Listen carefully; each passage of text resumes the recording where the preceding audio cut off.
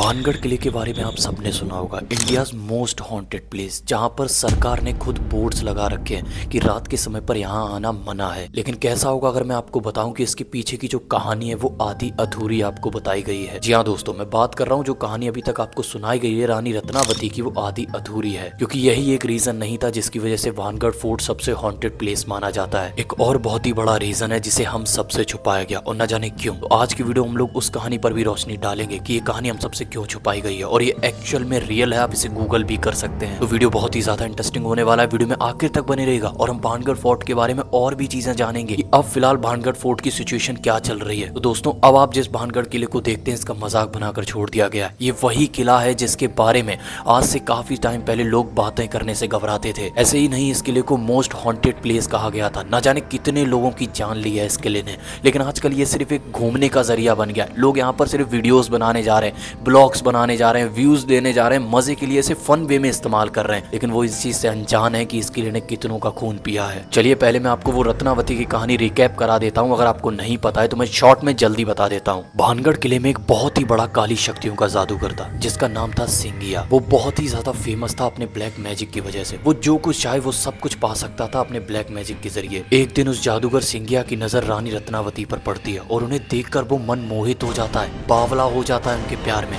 बस वो किसी ना किसी तरीके से रानी रत्नावती को पाना चाहता है, लेकिन निचली कास्ट होने की वजह से वो किले के अंदर तक नहीं जा सकता था, क्योंकि उस टाइम पर ये प्रथा बहुत चलती थी। जैसा आपको भी पता होगा, रानी रत्नावती रानी थी, तो इसीलिए उसे उन्हें देखना भी नसीब नहीं होता था। लेकिन एक दिन उसने डिसाइड किया वो किसी ना किसी तरीके से, मीज जो से तरीका आता है ब्लैक मैजिक करके रानी रत्नावती को पाकर रहेगा। तो अब ध्यान से सुनिए उसने क्या किया। रानी रत्नावती का एक दास था जिसपे रानी रत्नावती बहुत ही ज्यादा विश्वास करती थी, लेकिन उस दास के ऊपर उस जादूगर का बहुत ही बड़ा एहसान था। अब वो एहसान क्या था वो भी बहुत ही ज्यादा इंटरेस्टिंग है, वो मैं किसी और वीडियो में बताऊंगा। तो जादूगर सिंगिया ने उस दास से कहा कि रानी रत्नावती जो तेल इस्तेमाल करती है, मींस जो ऑयल इस्तेमाल करती है अपने बालों के लिए, अपनी पूरी बॉडी मसाज के लिए, तुम उस ऑयल की शीशी मुझे ला कर दो। तो एहसान में दबे हुए उस दास ने रानी की उस शीशी को लाकर उस जादूगर को दे दिया। अब मैं आपको बताता हूँ जादूगर का एक्चुअल प्लान क्या था।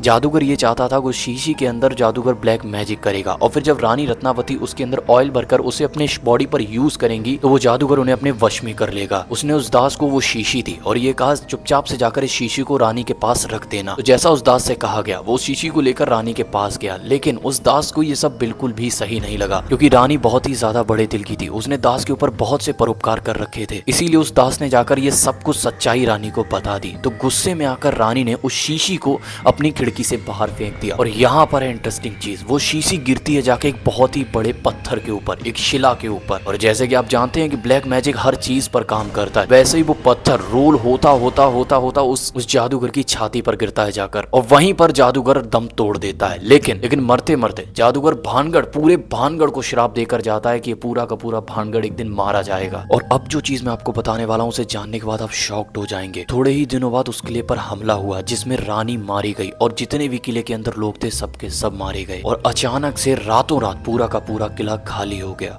न जाने लोग कहाँ गायब हो गए। तो ये तो थी इसकी पहली कहानी जो कि मोस्टली लोगों को पता है। लेकिन अब आता है इसका सेकंड पार्ट जो किसी को नहीं पता, क्योंकि इस बारे में कोई बात ही नहीं करता है। और इसका सेकंड पार्ट बहुत ही ज्यादा डरावना है, मुझे अभी भी गूज़बम्प्स आ रहे हैं। तो इसके सेकंड पार्ट में हमें बताया जाता है